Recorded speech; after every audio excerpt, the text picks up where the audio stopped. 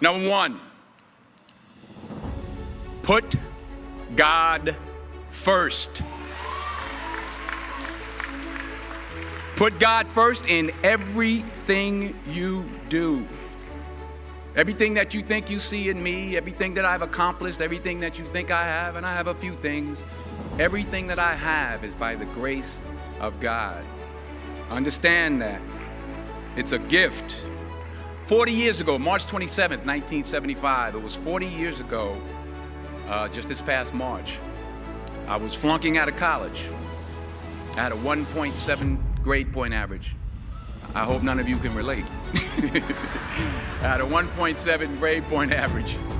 I was sitting in my mother's beauty shop. They still call it beauty shop now? What they call it now? Yeah, I was sitting in the beauty parlor.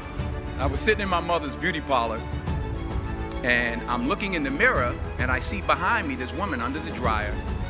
And every time she looked up, every time I looked up, she was looking at me, just looking me in the eye. And I didn't know who she was, and I said, she said, "Somebody give me a pen, give me a pencil, I have a prophecy." March 27, 1975, she said, "Boy, you are gonna travel the world and speak to millions of people." Now mind you, I was flunked out of college.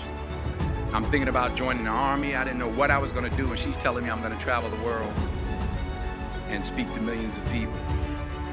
Well, I have traveled the world, and I have spoke to millions of people. But that's not the most important thing, the success that I had. The most important thing is that what she taught me and what she told me that day has stayed with me since. I've been protected, I've been directed, I've been corrected. I've kept God in my life, and it's kept me humble. I didn't always stick with him, but he always stuck with me. So stick with him in everything you do. If you think you want to do what you think I've done, then do what I've done and stick with God. Number two, fail big. That's right. Fail big. Today is the beginning of the rest of your life, and it can be very frightening. It's a new world out there. It's a mean world out there, and you only live once. So do what you feel passionate about. Take chances professionally. Don't be afraid to fail. There's an old IQ test, was 9 dots, and you had to draw 5 lines with a pencil within these 9 dots without lifting the pencil. The only way to do it was to go outside the box. So don't be afraid to go outside the box. Don't be afraid to think outside the box. Don't be afraid to fail big, to dream big.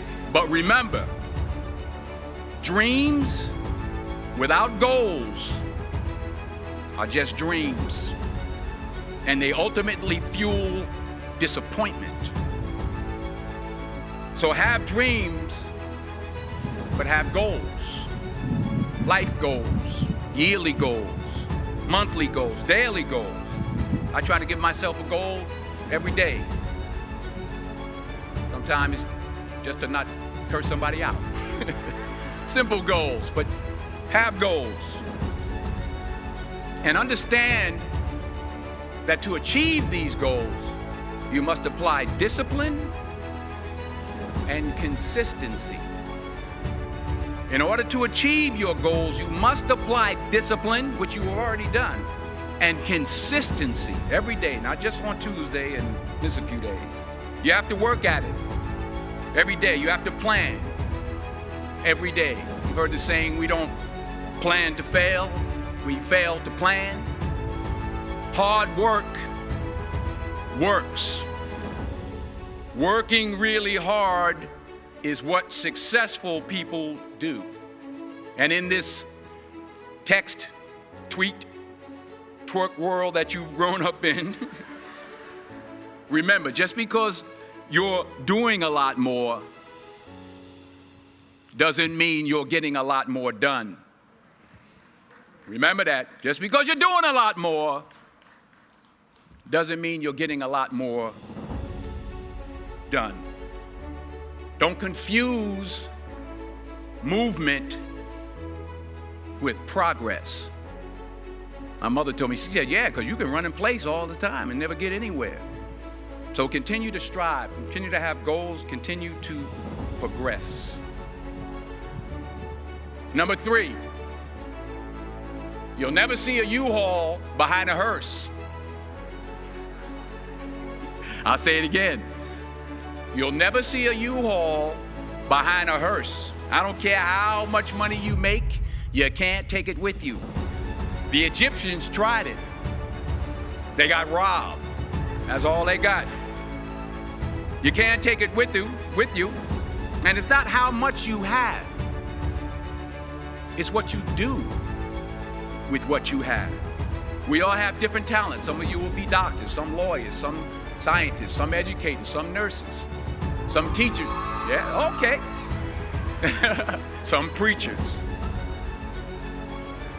The most selfish thing you can do in this world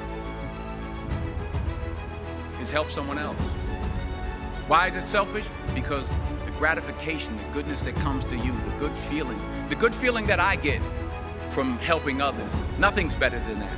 Well, one or two things, but nothing's better than that. Not jewelry, not big house I have, not the cars, but it's the joy. That's where the joy is, in helping others. That's where the success is, in helping others.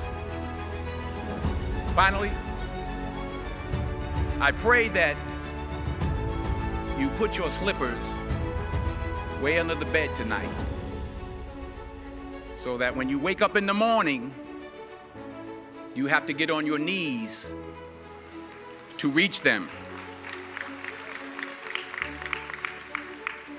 And while you're down there, say thank you for grace. Thank you for mercy. Thank you for understanding. Thank you for wisdom. Thank you for parents. Thank you for love. Thank you for kindness. Thank you for humility. Thank you for peace. Thank you for prosperity. Say thank you in advance for what's already yours. It's how I live my life. That's why I am, one of the reasons why I am today. Say thank you in advance for what is already yours. True desire in the heart for anything good is God's proof to you, sent beforehand to indicate that it's yours already.